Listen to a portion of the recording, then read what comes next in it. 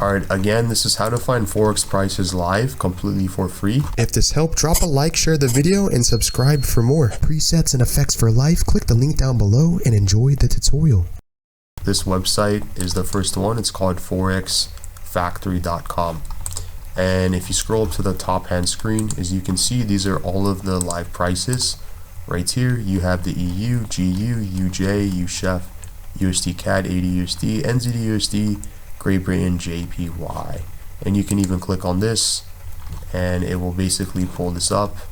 As you can see, you can zoom out and here are the live prices, how much pips it's gone up in the hour, 6 hours, 12 hours.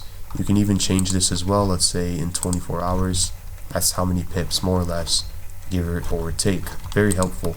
The next one is TradingView, basically just tradingview.com, and you can type in here on the screen what you would like to see and it will show you this.